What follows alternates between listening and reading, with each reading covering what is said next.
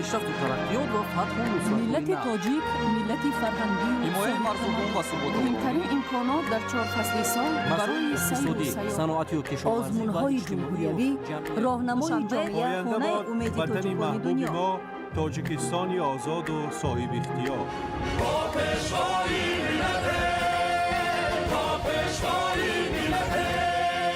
دوست باشید، اتفاق باشید، شکرانه همین دولت کنید، شکرانه همین سرزمین کنید، شکرانه کنید که چنین وطن عزیز و محبوب دارید.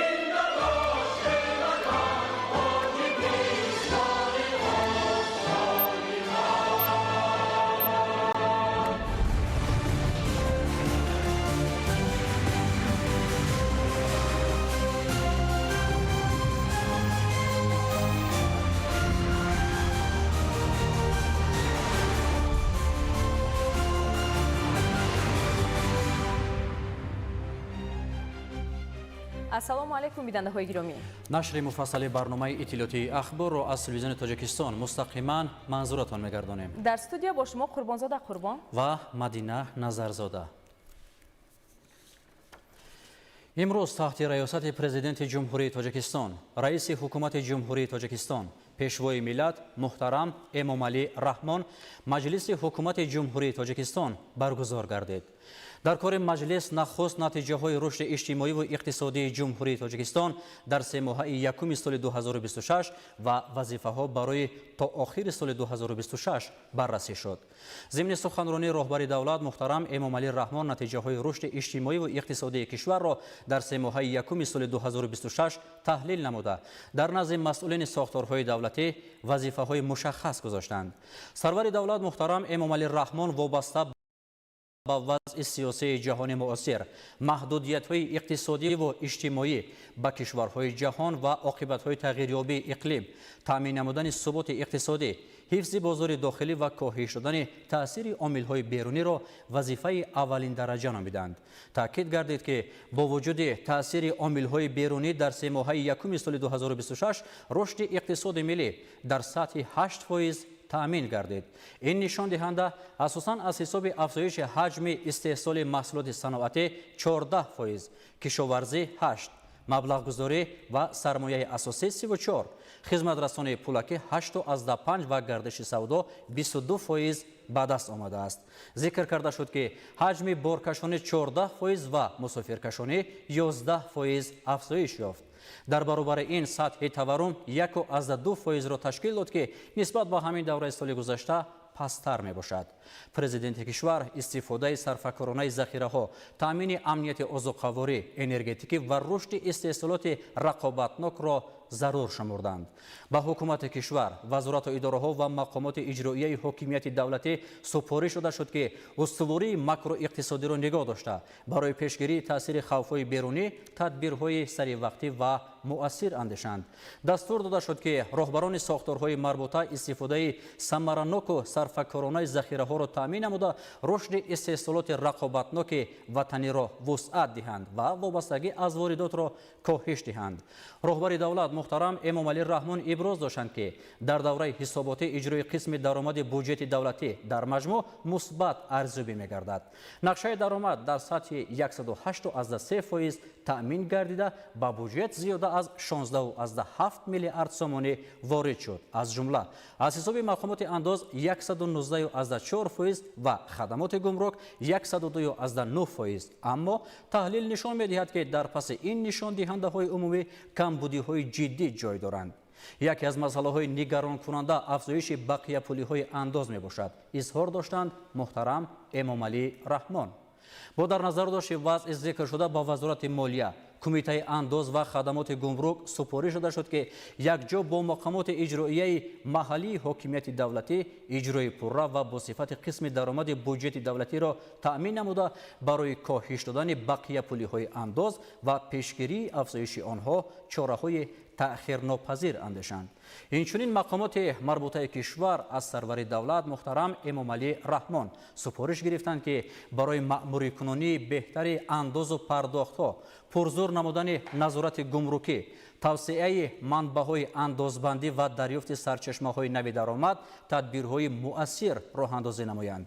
вазорати молия вазифадор карда шуд ки иҷрои саривақтии ӯҳдадориҳои иҷтимоии давлат аз ҷумла пардохти пурраи музди меҳнат, нафақа ва дигар кӯмакпулиҳоро таъмин намуда маблағгузории соҳаҳоро таҳти назорати қатъӣ қарор диҳад. зикр гардид ки ҳоло дар кишвар 87 лоиҳаи сармоягузории давлатӣ ба маблағи умумии 51,6 миллиард сомонӣ амалӣ шуда истодааст ки барои рушди иқтисоди миллӣ ва пешбурди соҳаҳои калидӣ заминаи устувор мегузорад. сарвари давлат муҳтарам Эмомалӣ Раҳмон иброз доштанд ки аз рӯи таҳлилҳо раванди татбиқи лоиҳаҳои амалкунанда ҳанӯз ба талаботи мавҷуда пурра ҷавобгӯ нест. бино ба таъкиди роҳбари давлат, қаффомонӣ пеш аз ҳама дар татбиқи лоиҳаҳои марбут ба рушди инфраструктураи энергетикӣ, беҳдошти замин ва обёрӣ, инчунин баъзе иншооти соҳаи маориф ба мушоҳида мерасад ки ин натиҷаи бевоситаи сустии идоракунӣ ва назорати нокифоя мебошад. муҳтарам Эмомалӣ Раҳмон ба сохторҳои масъул супориш доданд ки пеш аз ҳама татбиқи саривақтӣ ва босифати лоиҳаҳои сармоягузории давлатиро таъмин намоянд ва иҷрои нақшаҳои молиявиро зери назорати қатъӣ қарор диҳанд. ҳамчунин камбудиҳои ҷойдоштаро фавран бартараф намуда ба ҳолатҳои кашолкорӣ ва истифодаи ғайрисамараноки маблағҳо роҳ надиҳанд.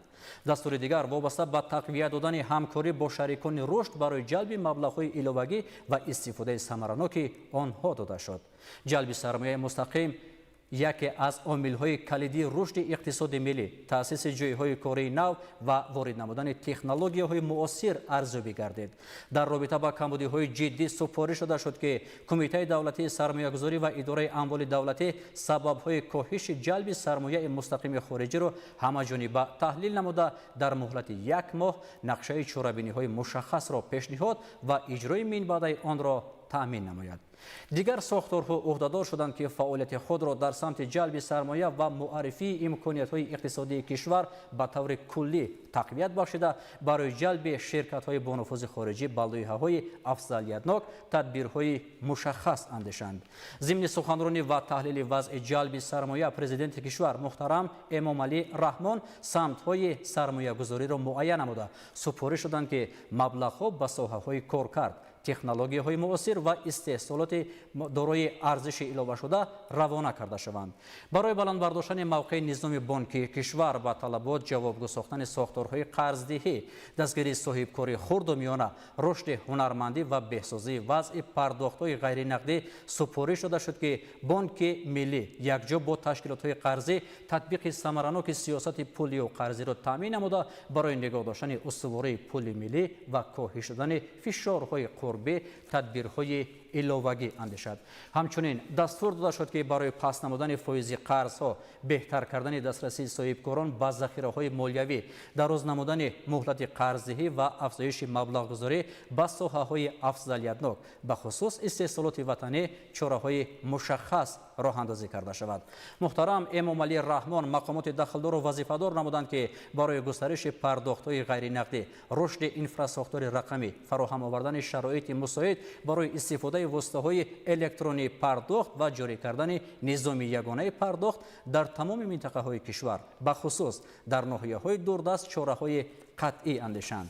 бо назардошти аҳамияти рақамикунонии соҳаи иқтисоди миллӣ ва ба талаботи замон мутобиқ сохтани он ба сохторҳои масъул супориш дода шуд ки гурӯҳи кории байни идоравӣ оид ба рақамикунонии соҳаи буҷет ва молия таъсис дода шуда аз натиҷаи фаъолияти он ҳар 3 моҳа ба ҳукумати кишвар ҳисобот пешниҳод карда шавад. вазороти рушди иқтисод ва савдо вазифадор гардид ки платформаи ягонаи рақамии мониторинг ва арзёбии иҷрои ҳуҷҷатҳои стратегиро бо истифода аз зеҳни сунъӣ иҷро намояд. ҳамзамон ба вазорату идораҳо супориш дода шуд ки хизматрасониҳои давлатиро ба портали ягона ворид намуда аз низомҳои ҷудогона худдорӣ намоянд. барномаҳои омӯзишӣ ва бозомӯзии кадрҳоро тақвият дода сатҳи омодагии мутахассисонро ба талаботи иқтисоди рақамӣ мутобиқ гардонанд.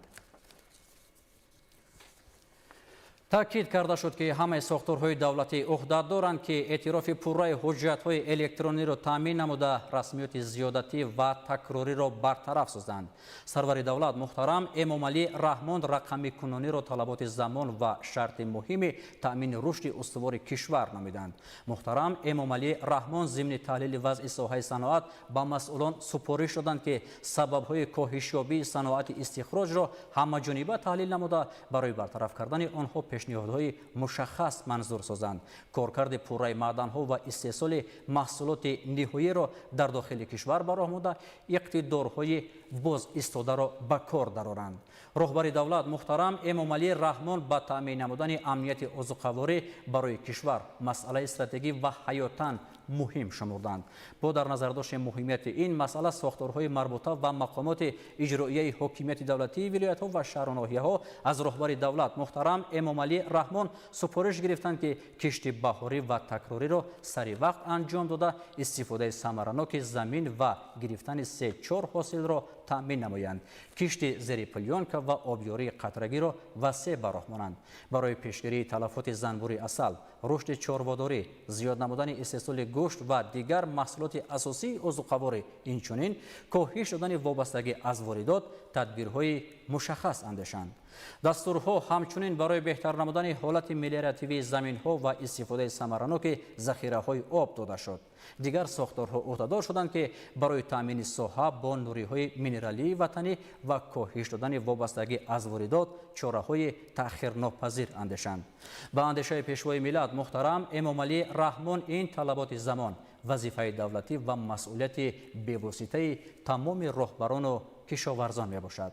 تأکید گردید که در 3 ماهه یکم سال 2026 گردش سودای خارجی کشور به 2 میلیارد و 676 میلیون دلار رسیده نسبت به همین دوره سال گذشته 12.8% افزایش یافته است. با وجود این توازن سودا منفی باقی مانده حجم آن به 1 میلیارد و 648 میلیون دلار برابر گردیده است. بنابراین وزارت‌های رشد اقتصاد و سودا، صنعت و تکنولوژی‌های نو، اگنتی صادرات و دیگر ساختارهای مربوطه وظیفه‌دار کرده شدند که افزایش حجم صادرات محصولات کارکرد شده و دارای ارزش علاوه شده را تامین نمایند. وابستگی بازار داخلی را از واردات کاهش داده، استحصال محصولات رقابتناک وطنی را تقویت بخشند و دیورسیفیکاسیون صادرات و گسترش بازارهای خارجی را تامین نمایند. در ادامه سخن پرزیدنت کشور محترم امامعلی رحمان وضع ساحه‌های معارف را تحلیل نموده برای اصلاح کمبودی‌ها در این بخش از جمله سپارش شدند که جهت بلند برداشتن صفت تحصیلات و مطابق نمودن آن با طلبات بازار مهنت تدبیرهای علاوه‌ای اندیشیدند. یک جا با مقامات اجرایی محلی حکومت دولتی فراگیری کودکان را به مؤسسه‌های تا مکتبی توسط رشد شکل‌های آلترناتیوی و بخش خصوصی زیاد نمایند. اجرای با صفت برنامه رشد فن‌های دقیق را تامین نموده کارها را عاید به تامین کردن مؤسسه‌های تعلیمی با کابینت‌ها و آزمایشگاه‌های معاصر وسعت بخشند. همچنین وزارت تندرستی و حفظ اجتماعی اهالی وظیفه‌دار کرده شد که برای برطرف نمودن نارسایی کادرهای طبی مخصوصاً در شهر و ناحیه‌ها و دهات دوردست تقسیمات ثمرناک ختم کنندگان را تامین نماید. بهره رشد ساحه داروسازی و کاهش دادن وابستگی از واردات تدبیرهای عملی اندیشد و نظارت قطعی صفت داروواری و مال‌های طبی را پرزور نماید. بخش دیگر سخنرانی رهبر دولت محترم امامعلی رحمان تحلیل اجرای نقشه کارهای آبادانی و بنیادکاری به افتخار جشن بزرگ ملی 35 سالگی استقلال دولتی بود. تأکید گردید که تا به امروز 106.7% کارهای سازندگی تأمین گردیده است و این نشان دهنده از سعی و تلاش سازنده مردم کشور و فعالیت ثمرناک مقامات دولتی شهادت می‌دهد. سرور دولت محترم امامعلی رحمان ابراز داشتند که با وجود دستاوردها در بعض شهر و ناحیه‌ها اجرای نقشه هنوز قانع کننده نیست. با در نظر داشت این بر راهبران وزارت و اداره‌ها، مقامات اجرایی محلی، حکومت دولتی و نمایندگان مقامات مرکزی قطعاً سپارش شده شد که برای برطرف نمودن قفامانی و اجرای پررای نقشه کارهای آبادانی و بنیادکاری تدبیرهای تأخیرناپذیر اندیشند به صفت کارهای ساختمانی دقت اولین درجه ظاهر نمایند. جلب سرمایه خصوصی و اکتشاف فعالانه اهالی را در کارهای سازندگی باز هم تقویت بخشند. در بررسی نتیجه های رشد اقتصادی و اجتماعی جمهوری تاجیکستان در 3 ماه یکم سال 2026 همچنین اید به اجرای نقشه های درآمد بودجه، پرداخت معاش و نفقه، حسابات وزیران رشد اقتصاد و سودا، مالیه، کمیته دولتی انداز، خدمات گمرک، کمیته دولتی سرمایه‌گذاری و اداره اموال دولتی، بانک ملی تاجیکستان و دیگر شخصان مسئول شنیده شد. در ادامه مجلس استراتژی رشد ساحه علاقه جمهوری تاجیکستان برای دوره تا سال 2040 برنامه تامین نمودن مؤسسه‌های تعلیمی با کابینت‌های فنی و آزمایشگاه‌های مجهز تعلیمی برای سال‌های 2026-2030 برنامه دولتی رشد خدمات دولتی جمهوری تاجیکستان برای سال‌های 2026-2030 و حسابات اید به زمین‌های موجوده، تقسیمات آنها از روی گروه‌ها، نمادها و استفاده برندگان زمین به حالت 1 ینور سال 2026 بررسی گردیده از روی آنها قرارهای دخلدار قبول کرده شد. در فرآورد مجلس پرزیدنت جمهوری تاجیکستان محترم امامعلی رحمان بار دیگر توجه اعضای حکومت، رهبران وزارت و اداره ها، مقامات محلی حاکمیت دولتی شهر و ناحیه ها و دیگر تشکیلات و مؤسسه ها را به اجرای حتمی و ثمره بخش دستور و سپارش های پرزیدنت و حکومت کشور جلب نمودند.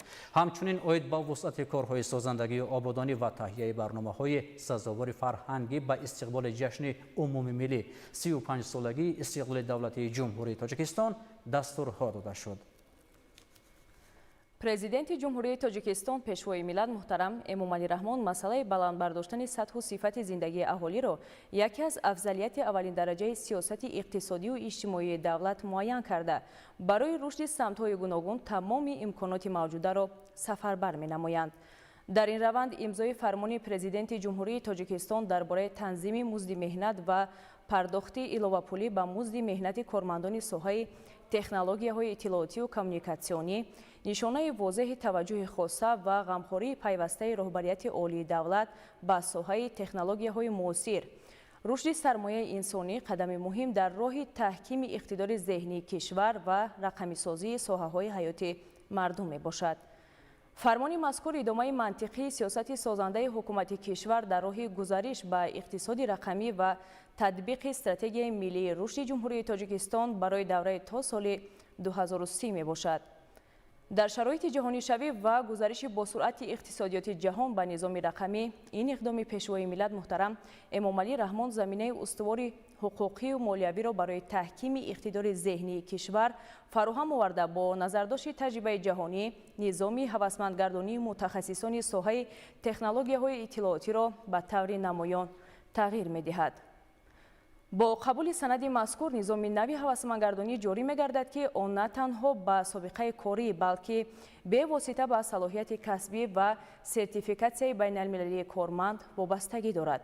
ин иқдом барои ташкили ҳукумати электронӣ ва таъмини амнияти иттилоотии кишвар заминаи устувор фароҳам меорад.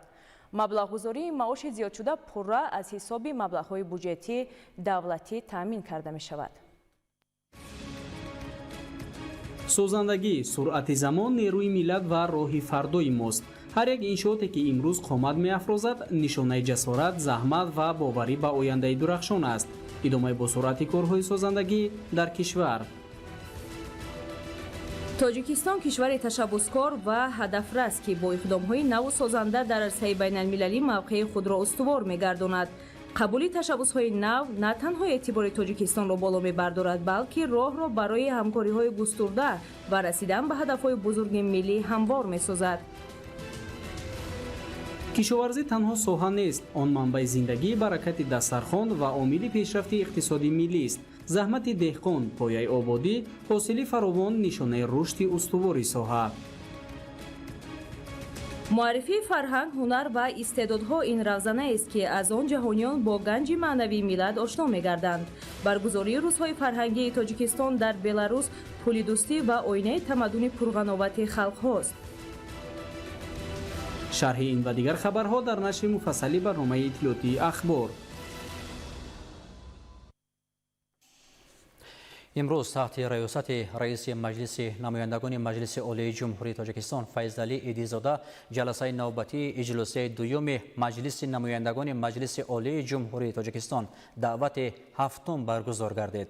در اجلاس لایحه سازشنامه لیزینگ پیشکی بین جمهوری تاجیکستان و بانک اسلامی رشد وابسته به لایحه رشد سیاحی هوشمند و تحصیلات در ساحه صاحبکاری، سازشنامه قرضی بین جمهوری تاجیکستان و بانک اسلامی رشد اوید به مبلغ‌گذاری علاوگی لایحه انتقال نیروی برق و تجارت در آسیای مرکزی و آسیای جنوبی کاسا 1000 تاجیکستان، سازشنامه اجرای پیشکی بین جمهوری تاجیکستان و بانک اسلامی رشد اوید به مبلغ‌گذاری علاوگی لایحه انتقال نیروی برق و تجارت در آسیای مرکزی و آسیای جنوبی، سازشنامه علاوگی و سازشنامه سرمایه‌گذاری بین حکومت جمهوری تاجیکستان، جمعیت دارای مسئولیت محدود اوستا گروه و جمعیت دارای مسئولیت محدود ارتل انجینیرینگ منیجمنت جمهوری ازبکستان اوید به ساختمان و استفاده بری کارخانه استحصال تکنیک معیشی ارتل اوستا الکترونیکس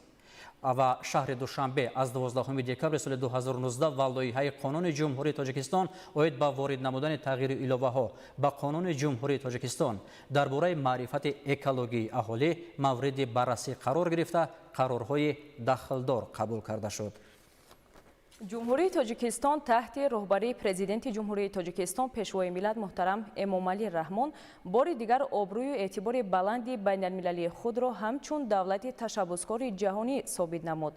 24 اپریل سال 2026 تشبث نوبتی تاجیکستان تحکیم همکاری در سمت رابطه‌پذیری نقلیاتی و لوجستیک با منفعت رشد استوار در آسیا و اقیانوس آرام از جانب جامعه جهانی با خوشنودی پذیرفته شد و در این سمت اجراسیه 82 کمیسیون اقتصادی و اجتماعی سازمان ملل متحد برای آسیا و اقیانوس آرام قطعنامه مخصوص را قبول نمود.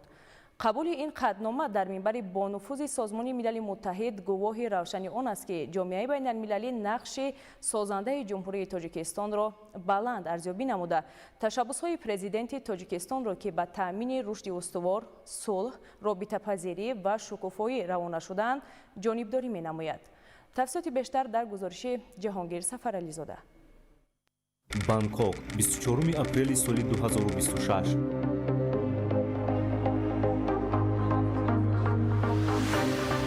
در صحنه بین المللی تاجیکستان باز یک قدم استوار و نظارت گذاشت.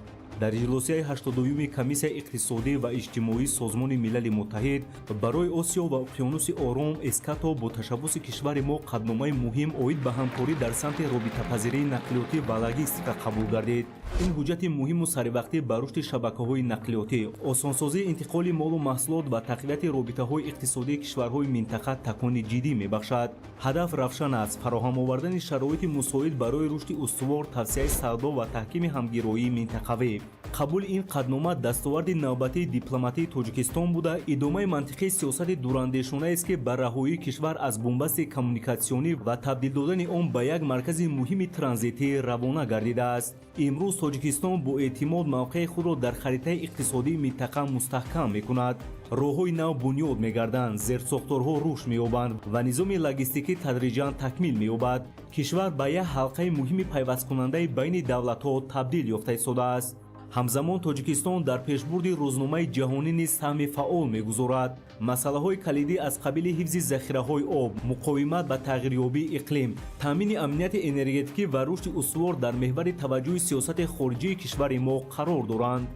با تاکید کارشناسان چنین اقدام‌ها نفوذ بین‌المللی تاجیکستان را باز هم تحکیم بخشیده برای جلب سرمایه‌گذاری و رشد اقتصاد ملی زمینه مساعد فراهم می‌آورند. تاجیکستان با چنین اقدام‌های سازنده و دوربینانه با قدم‌های استوار به سوی آینده رشد یافته و همگرایی وسیع با جامعه جهانی حرکت می‌کند.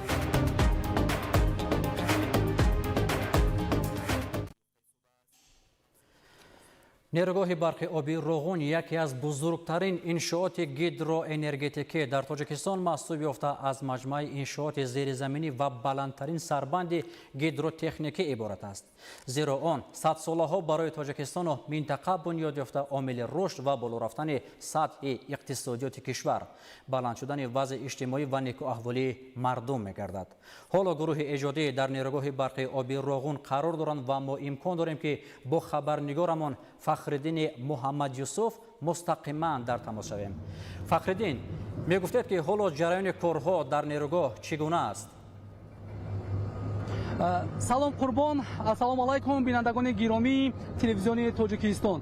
Айни ҳол корҳои бунёдӣ дар нерӯгоҳи барқи оби роғон бо ҳисси баланди масъулиятшиносӣ бо саҳми мутахассисони баландпоя амалӣ карда мешавад. Айни ҳол гурӯҳи эҷодии телевизиони Тоҷикистон дар яке аз нуқтаҳои муҳими иншооти гидроэнергетикии кишвар дар сарбанди нерӯгоҳ қарор дорад. و حالا ما امکان داریم با متخصصان و مسئولین این قسمت ساختمانی همصحبت شویم و وابسته به نتیجه کارها به شما معلومات منظور سازیم. کدام معرفی میکردید؟ سعید نعتلا هستم، کارمند گروه نماینده فرمایشگر این جمعیت سرامیک شده این به روغون. نگفتید که عینی ها کارهای بنیادی در نیروگاه برق آبی روغون در کدام سطح جریان دارند؟ در انشاءات نیروگاه برق آبی روغون این شب و روزها کارهای ساختمانی در همه قیده های کاری در یک سطح بلند ادامه یافته ایستاده است. از آن جمله در سربند نیروگاه که حاضر ما در این سربند قرار داریم. خب در سربند نیروگاه برق آبی روغون در چند قطعه کارهای بنیادی عملی میشوند؟ در سربند نیروگاه برق آبی روغون زیاده از 5 زونه ها کارهای خواباندن موادها ادامه یافته ایستاده است. از آن جمله در قسمت پریزما های تکیه‌گاهی بالایی مواد شغل زمین رفته ایستاده است. در قسمت پریزما های تکیه‌گاهی هم باشد همین مواد رفته ایستاده است و در قسمت پایانیش مواد جنس های کوهی ادامه یافته ایستاده است و در موضع یادروی سربند اساسی که در اینجا هم خواباندن موادهای گلخواهی ادامه یافته ایستاده است. خب چرایی که احساس می‌شود عینی حال مثل روز کارها مطابق با نقشه کاری عملی می‌شوند و چگونه اقتدارها در این موضع سفربر شدند؟ بله درست کردین. کارهای ساختمانی در انشاءات در دو بخش قرار دارد. بخش شبانه روزی رفته ایستاده است. ما که در بخش دیگه قرار داریم. در اینجا زیاده از 200 تا ماشین و مکانیزم‌ها در رفت اجرای کارهای ساختمانی هستند.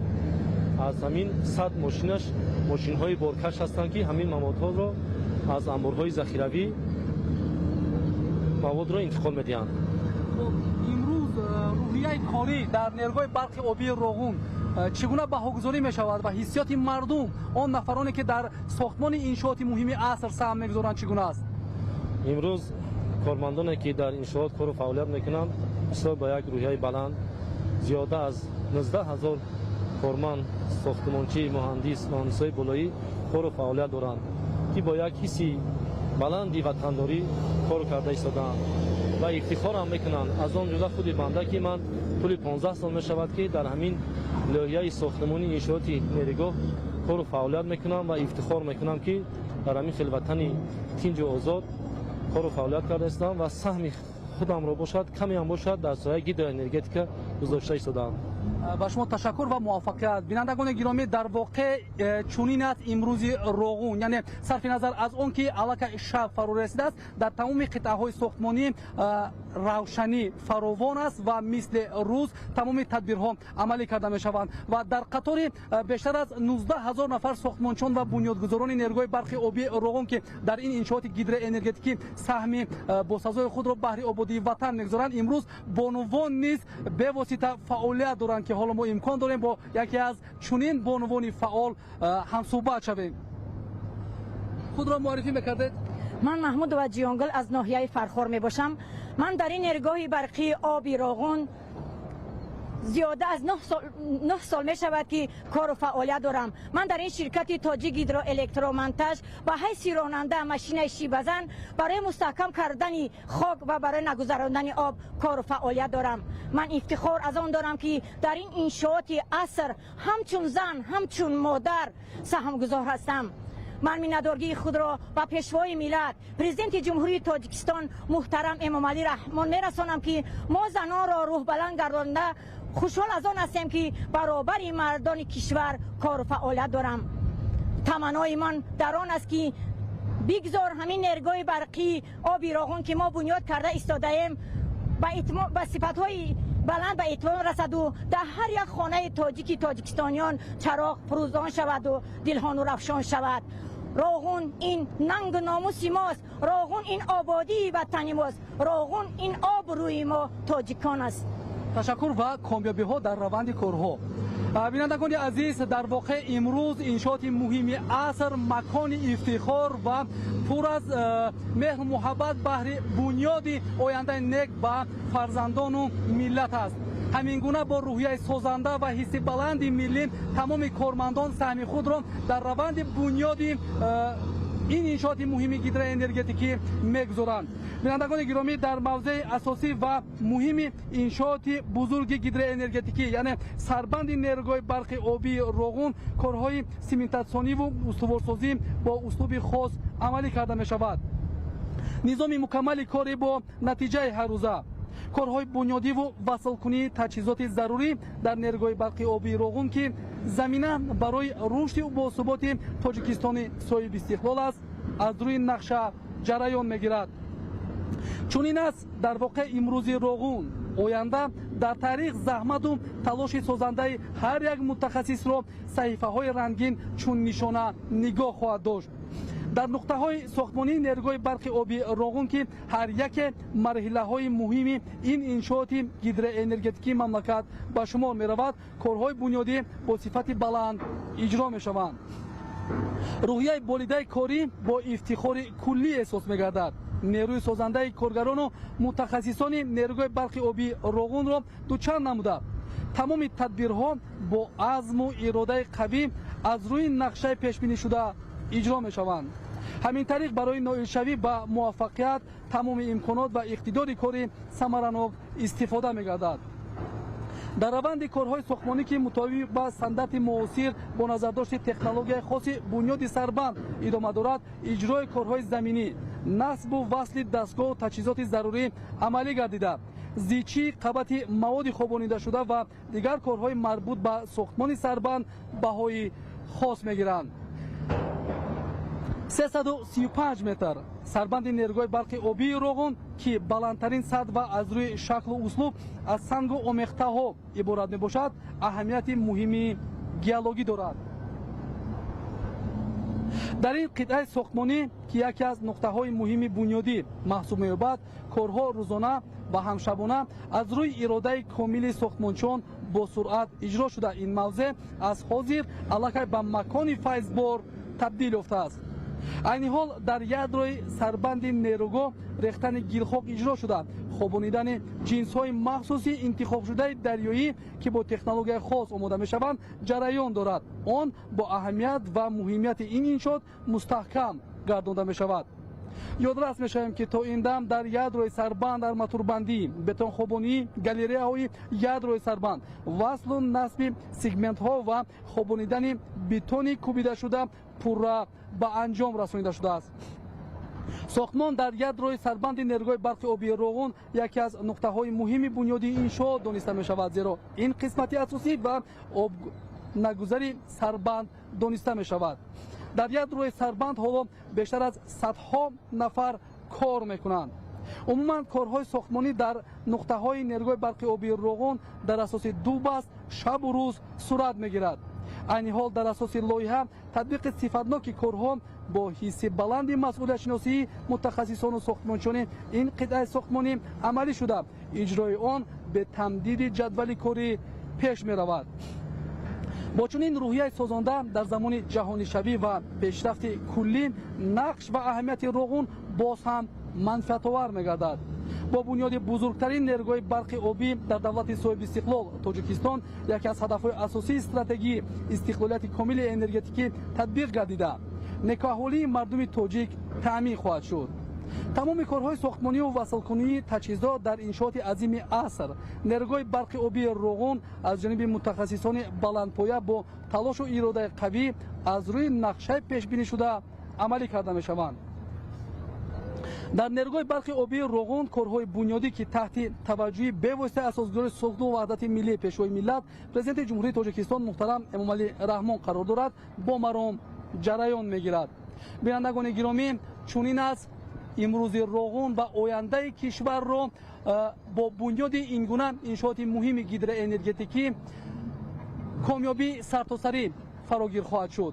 بینندگان گرامی، معلومات مختصر وابسته به نتیجه کارها در نیروی برق آبی روغن در همکاری با متخصصان مرکز مطبوعات نیروی برق آبی روغن منظور گردید. این لحظه سخن را همکاران عزیز باز به شما میدیم. بینندگان گرامی، همکار ما فخرالدین محمد یوسف بودند که از نیروگاه برقی آبی روغن این لحظه با ما مستقیما پیوست شدند و از روند کارها در این انشاءات عظیم عصر معلومات دادند. ادامه اخبار. در دایره گسترش همکاری‌های فرهنگی بین جمهوری تاجیکستان و جمهوری بلاروس روزهای فرهنگی تاجیکستان در این کشور دوست ادامه دارد. جزئیات بیشتر در گزارش نوبتی. روزهای فرهنگ جمهوری تاجیکستان در جمهوری بلاروس از تجلیل جشن نوروز آغاز شد که آن را سفارت جمهوری تاجیکستان در جمهوری بلاروس تشکیل نمود. در اومدگاه قصر جمهوریوی در شهر مینسک با رمزهای نوروز آرا داده شده بود. هیئت بلاروس با راهبری وزیر فرهنگ آن کشور مرات مراکوف با دستاوردهای هنرمندان تاجیک شناس شدند. پس از یک برنامه کوتاه کنسرتی، مهمانان به تالار بزرگ قصر جمهوریوی برای اشتراک در مراسم رسمی افتتاح روزهای فرهنگ تاجیکستان در بلاروس وارد شدند. همچنین معاون یکم دبیر کلی کمیته اجرایی اتحاد دولت‌های مستقل ایگور پتریشنکو با سخنان تبریکاتی برآمد نمود. تأکید گردید که فرهنگ وسیله مهمی نزدیکسازی خلق‌ها بوده بر رشد همکاری‌ها در همه سمت‌ها مساعدت می‌کند. برنامه کنسرتی از 21 نمره هنری عبارت بود. هنرمندان تاجیک ژانرهای گوناگون موسیقی از جمله شش مقام، فلک و استرادا را پیشنهاد کردند. برآمدها با رقص و موسیقی انسامبل گلرز و هم‌آوازی ارکستر دولتی سیمفونی دستگاه اجرایی پرزیدنت جمهوری تاجیکستان در سطح بلند پیشنهاد شدند.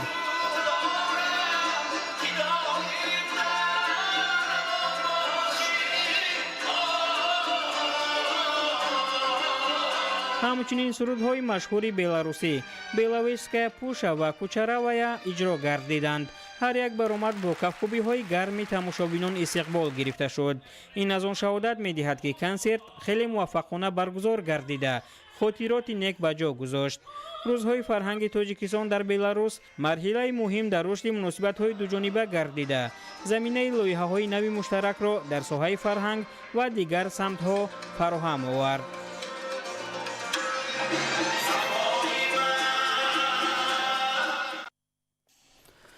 در ناحیه وحش تدبیرهای سازندگی و آبادانی با اشتراک فعالان ساکنان و صاحبکاران وسعت تازه پیدا نموده است. این اقدام ها بخشیده به جشن 35 سالگی استقلال دولتی عملی شده نمونه روشن همبستگی می باشد. در ناحیه وحش کارهای سازندگی و آبادانی بخشیده به استقبال جشن 35 سالگی استقلال دولتی با مرام ادامه داشته ساکنان و صاحبکاران در همبستگی با مقامات محلی در رشد اینفراساختاری محل سهم نظررس می‌گذارند. در دایره چنین اقدام‌های بنیادکارانه با تشبث عائله سفرزاده‌ها نزدیک به 2 کیلومتر راه ماشینگرد دهه رودکی با استفاده از اسفالت گرم بلند صفت و تکنیک‌های معاصر پورا مومفرش گردید. این عمل نمونه روشن مسئولیت شناسی و وطندوستی صاحبکاران محلی بوده، همچون تطبیق عملی دستور و سپارش‌های راهبریت عالی کشور در محل ارزیابی می شود. شکرگزار از آن هستیم که در دوران صاحب استقلالی زندگی و فعالیت نموده ایستاده‌ایم. وابسته به استقلال دولتی جمهوری تاجیکستان در هر یک شهر و ناحیه عاید سازندگی و بنیادکاری از جانب یکی از صاحبکاران، یکی از جوانمردان باننگ و آری این جماعت سفر سیفیدین تصمیم گرفته است که من این راه‌های فرسوده که گذشتنم دشوار بود با مومفرش تامین گرداندم. طبق اطلاع مسئولین راهی مذکور سالیان زیاد به تعمیر نیاز داشت و مخصوصا در فصل زمستان برای حرکت واسطه‌های نقلیات مشکلی ایجاد میکرد. ساکنان دهه از انجام این کار مهم اظهار قناعتمندی نموده آمادگی خود را برای سهمگذاری در دیگر کارهای آبادانی بیان کردند. مقامات محلی در همکاری با ساکنان و صاحبکاران نیت دارند که کوچه‌های باقی مانده دهه رودکی را که حدود 7 کیلومتر را تشکیل می‌دهند در همین سطح تجدید نمایند. ما شاهد آن هستیم که تمام مردم به خاطر ینمی آبادی و بنیادکاری کمر همت بسته برای آباد نمودن دیار خود سهم ارزنده خود را گذاشته ایستادند. کارهای آبادانی و بنیادکاری در سراسر ناحیه ادامه دارند و تمام دهه‌های ناحیه وحش البته اسفالت پوش گردیده.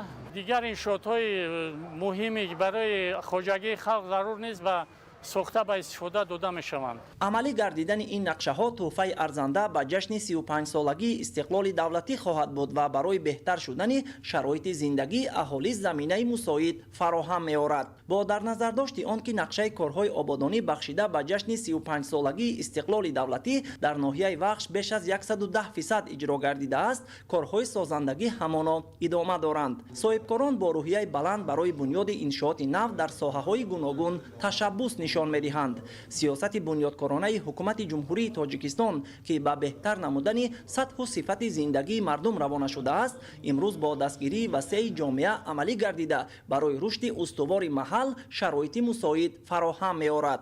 در دایره آمادگی به جشن 35 سالگی استقلال دولتی در ناحیه بنیاد و از نوسازی 150 انشاءات گوناگون تعیینات به نقشه گرفته شده بود که با اشتراک فعالانه ساکنان بر زیاد اجرا گردید. انشاءات مذکور ساحه‌های معارف، تندرستی، صنعت، سودا، خدمترسانی و ورزش را فرا گرفته به بهتر شدن انفراساختار محلی مساعدت می‌کند. ساکنان ناحیه وخش با احساس بلندی و تندرستی و افتخار ملی در همه این اقدام‌ها فعالانه اشتراک نموده برای آبادی و پیشرفت دیار و استقبال سزاوار جشن بزرگ ملی 35 سالگی استقلال دولتی سهم می‌گذارند. اسماعیل صاحب نظریان، اسکندر سعید، ناحیه وخش، اخبار. پایداری استقلال دولتی با فراهم آمدن شرایط مساعد در رشد انفراساختار سطحی محل زمینه گذاشت. ساکنان و صاحبکاران ناحیه واسه با جانبداری از سیاست سازنده حکومت کشور در آبادانی و بنیادکاری‌های سطحی محل تشبث شایسته نشان می‌دهند. در جماعت دهات گلستان ناحیه با مرام این روند جریان دارد. تفصیلات در گزارش نوبتی.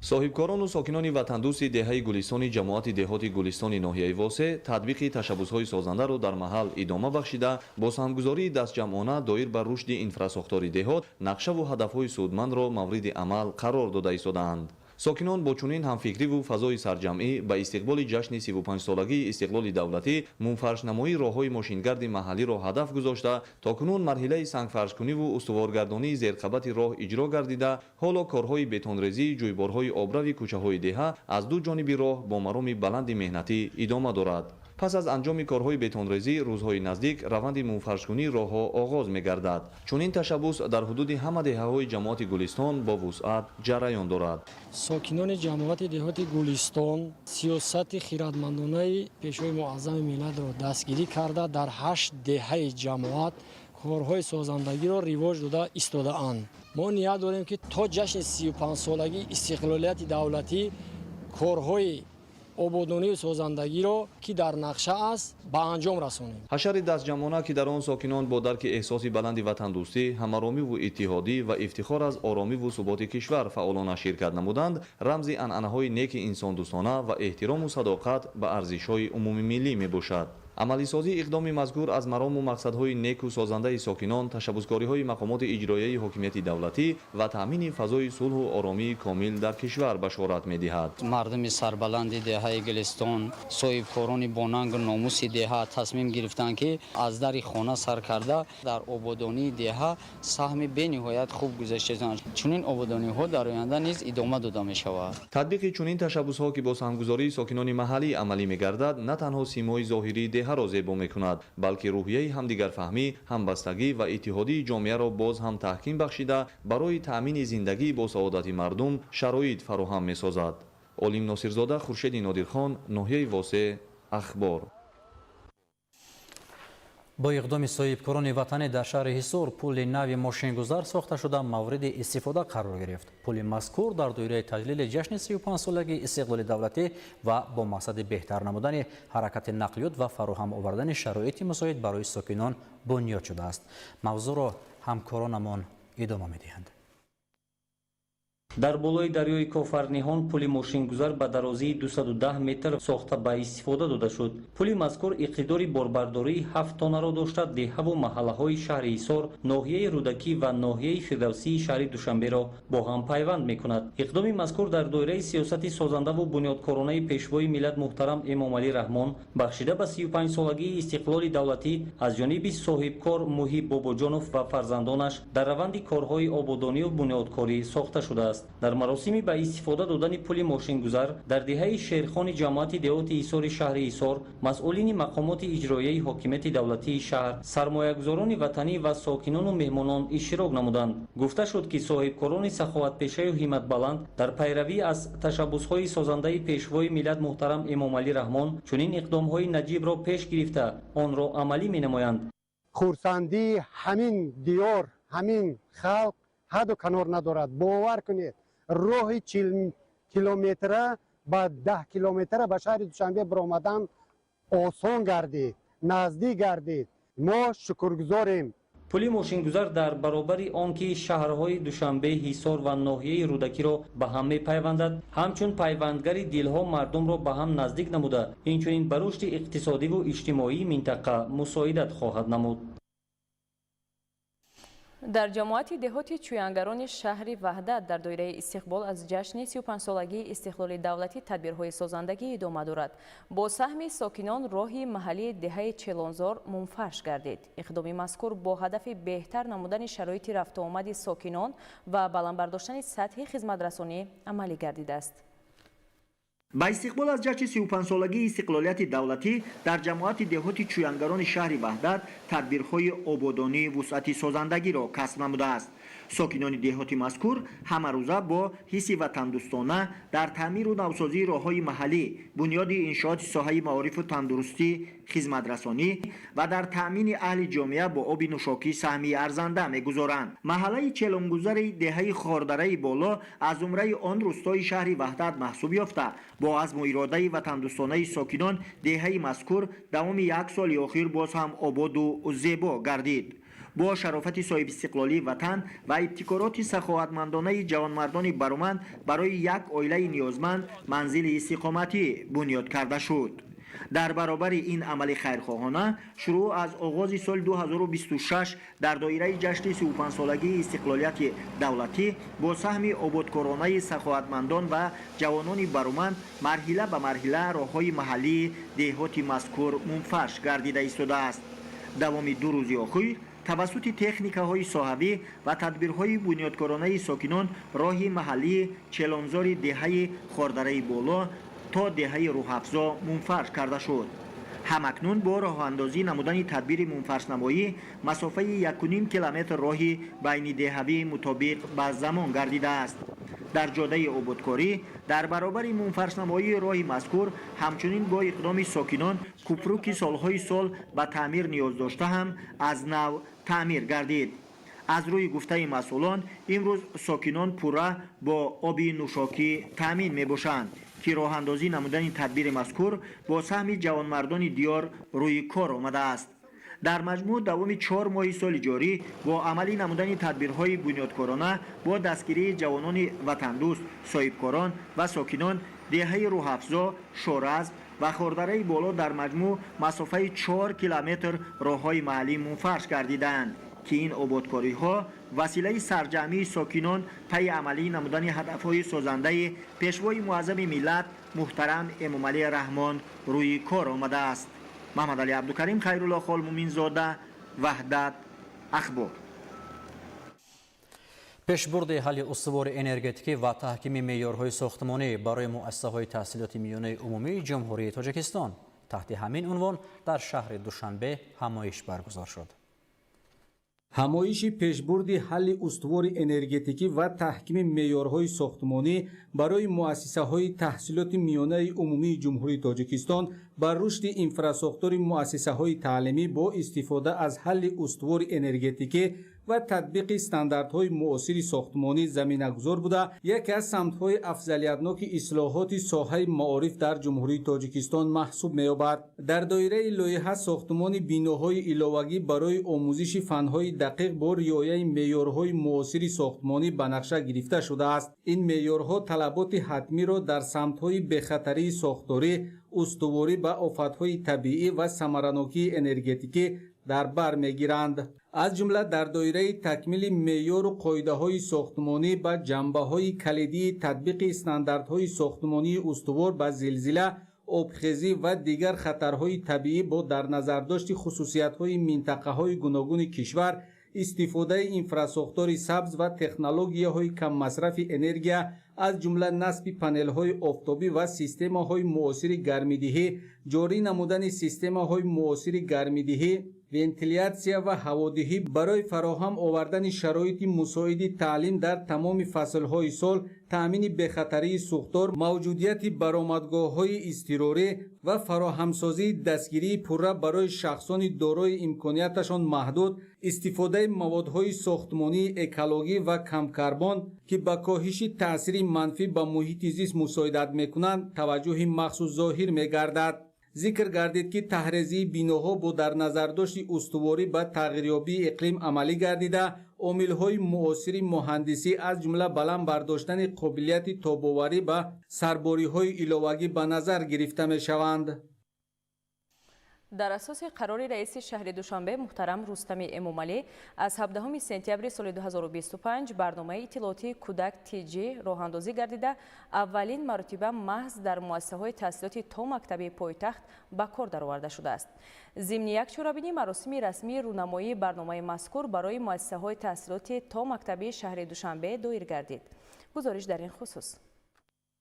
дар бинои IT парки Душанбе маросими расмии рӯнамоии барномаи иттилоотии кӯдак TG барои муассисаҳои таҳсилоти томактабии шаҳри Душанбе доир гардид. нахуст видеоролики муаррифӣ дар бораи барнома ва равандҳои ба қайдгирии онлайн, кори утуқи шахсии волидайн ва имкониятҳои идоракунии электронӣ барои муассисаҳо намоиш дода шуд. бояд гуфт ки барномаи иттилоотии кӯдак TG низоми ягонаи рақамӣ барои ба қайдгирии кӯдакон ба кӯдакистонҳо, идоракунии раванди қабул, ташкили омори дақиқ ва такмили ҳамкории муассисаҳо бо волидайн мебошад. он бо мақсади судагардонии расмиёти ба қайдгирӣ, таъмини шаффофияти навбат ва роҳхат, автоматикунонии журнали давомот ва беҳтар намудани назорати дохилии муассисаҳои томактабӣ таҳия шудааст. қайд гардид ки барои волидайн барнома ба қайдгирии онлайн ва пешниҳоди ариза бидуни муроҷиатҳои такрорӣ ба идораҳоро таъмин менамояд. имконият медиҳад кӯдакистонро тавассути харитаи интерактивӣ аз рӯи маҳалла ва ҷойгиршавӣ интихоб кунанд, ҳолати дархост ва навбати электрониро дар утуқи шахсӣ пайгирӣ намоянд, дар ҳар марҳилаи баррасии дархост паёмак ва огоҳинома гиранд ва аз китобҳои электронӣ, афсонаҳои матниву видеоӣ ва дигар маводи омӯзишиву тарбиявӣ баҳра баранд. дар анҷом таъкид гардид ки кӯдак TG барои таҳким бахшидани шаффофият, сарфаи вақт, баландбардоштани сифати идоракунӣ ва таҳкими робитаи муассисаҳои томактабӣ бо волидайн нақши муҳим хоҳад бозид. ба гуфтаи масъулон, ҳамзамон бо тавсияи ҷуғрофии барнома, пайваста такмил додани муҳтавои рақамӣ ва беҳтар намудани хизматрасонӣ ба корбарон дар назар дошта шудааст.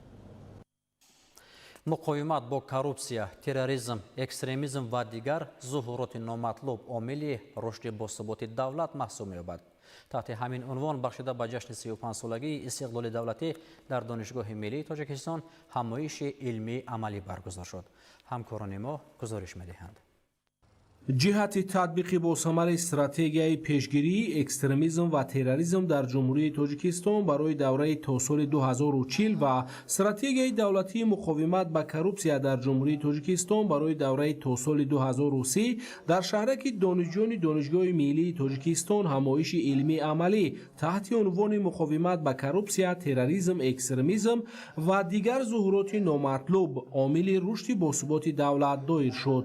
дар конфронс намоянда نماینده دستگاه اجرایی پرزیدنت جمهوری تاجیکستان ریاست دانشگاه مسئولان نهادهای دخلدار و آموزگاران و دانشجویان اشتراک داشتند. خطرهای تروریسم و اکستریمیسم، کردارهای کراپسیونی، راه و اصولهای پیشگیری شامل شوی بعضی جوانان به حرکت‌های افراطی، پیامدهای تعلیمات غیررسمی دینی، تاثیر روندهای جهانی شوی به شعور جوانان، نقش علم و دانش در پیشگیری افراطگرایی و خطر استفاده مواد نشه‌آور با شرحی مفصل و تحلیل عمیق پیشنهاد آموزگاران و دانشجویان گردید. ذکر شد که مبارزه دست جمعانه علیه کراپسیا، تروریسم، اکستریمیسم و دیگر ظهورات نامطلوب تنها در زمینه همکاری زیچ مقامات دولتی، مؤسسه‌های تعلیمی و جامعه شهروندی میتواند ثمره دلخواه دهد. همچنین تاکید شد که بلند برداشتن معرفت حقوقی، خودشناسی ملی و حس مسئولیت شهروندی میان جوانان عامل مهمی تحکیم امنیت ملی و رشد استوار دولت به حساب می رود. در شرایط پرتضاد منطقه و جهان حمایت بزرگترین ارزش استقلال و آزادی از هر یک ما سعی و تلاش شبانه روزی، ننگ و ناموس ملی، زحمت صادقانه و فداکارانه و مهمتر از همه اتحاد و سرجم تقاضا می نماید. از این لحاظ ما باید از گذشته دیده بیشتر و خوبتر متحد و سرجم باشیم و برای حفظ دولت و ملت، آرامی، منفعت‌های ملی و دستاوردهای زمان صاحب استقلالی وفادار و صادق. با مقصد حفظ حقوق استعمال کنندگان از جانب دولت و حکومت کشور و نهادهای دخلدار تدبیرهای مؤثر عملی کرده می شوند. در این زمینه کارمندان و متخصصان ساحه‌های استانداردیزاسیا، مترولوژی، سرتیفیکاسیا و نظارت سودا در 3 ماه سال جاری ضمن گذراندن کارهای فهماندهی از بازار و مرکزهای سودای شهر و ناحیه‌های منطقه کلاب محصولات غذایی پس‌صفت و مهلت استفادهشان گذشته را از معاملات بیرون نمودند.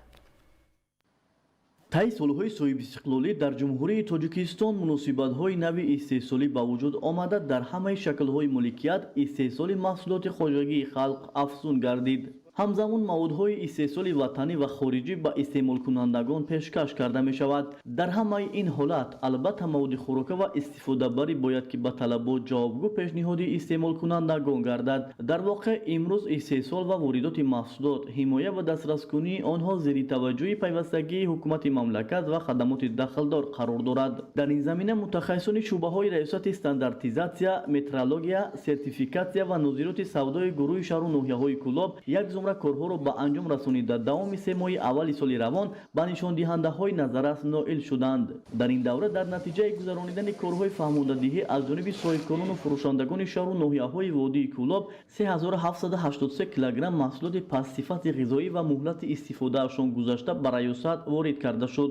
با درخواست خود صاحبکاران و فروشندگان نقطه های سودا محصولات های خوراکواری مهلت استعمالیشان گذشته از معاملات گرفته شد. بعد از سنجش محصولات در آزمایشگاه تشخیص محصولات خوراکواری 55 نمونه سنجیده شده محصولات غیر استانداردی دانسته شد. محصولات مهلت استفادهشان گذشته و غیر معیار دانسته شده در یک جایگی با کمیسیاهای دخلدار نیست و نابود کرده شدند. میزبان را میباید که هنگام خریداری همه گونه محصولات به خصوص مواد خوراکواری و نوشاکی‌های گوناگون با صفت و مهلت، کفالت، روز استحصال، مهلت استحصال آنها و دقیقی و نظامی واسطه‌های چینک دقت جدی دهند. هدف کارمندان ریاست استانداردیزاسیا، مترولوژی، سرتیفیکاسیا و نظارت سودای گروه شهر و ناحیه‌های کلاب پیش از همه انجام دادن کار و پیکار صادقانه و عملهای نیکی سازنده بوده، متخصصان ریاست برای حمایت بازار استعمالی از واردات محصولات پس‌صفت و خطرناک، حقوق استعمال کنندگان، دستگیری استحصال کنندگان محصولات وطنی و سهم گذاشتن در رشد منبع اجتماعی و اقتصادی مملکت، اینچنین تحکیم استقلال دولتی تلاش می‌ورزند. انور شاه سیدعلیزاده، حامد شریف،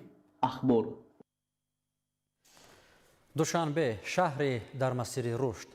تشکل مهمترین بخش و ساحه در شهر دوشنبه سیمای آن را شکوفان و برای هر کس محبوب ساخته است. این محبوبیت را قامت افراختن بنا و انشاءات خوشترها معاصر و خیابان‌های لبریز از گل‌های معطر اساس شده است.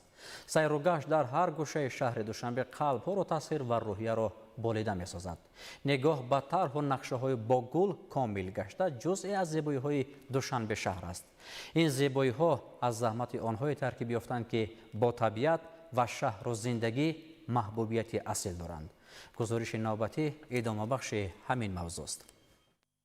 گل‌های خوشرنگ و معطر حسن پایتخت را در واقع زینت بخشیدند. طرح گوشه‌های با گل مکمل گشته روحیه صدها کس را شاد و بالیده می‌گرداند. ولی پشت این همه زیبایی‌ها محبت خاصه نهفته است. محبت انسان به طبیعت، زیبایی و محبت به شهر و زندگی. ساکن پایتخت مکرمه عبدالرحیم، زنی که تلاش پیوسته‌اش در مسیر گوشه از دوشنبه را زینت دادن او را در شمار افراد صادق و وطن‌دوست مقام داده است. حالا در مؤسسه دولتی ریاست استفاده‌بری راه‌های ناحیه شاه منصور فعالیت می‌کند. هر روز خود را با پرورش گل‌های معطر و جذاب آغاز و انجام می‌دهد.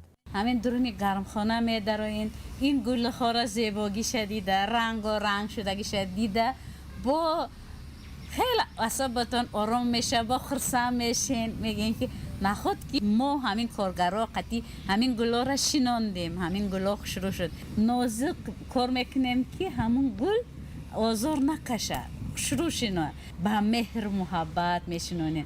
نقشی او تنها با پرورش گل و بوته‌های آرایشی محدود نمی شود. او به شهر روحی تازه و به هر ساکن و مهمانش طعم خوش می بخشد. مهنتی که از آن خوشحال و سرافراز است. چون نتیجه آن نه تنها حسن دوشنبه را افزون می کند، بلکه به محیط اکولوژی نیز مؤثر نقش می گذارد.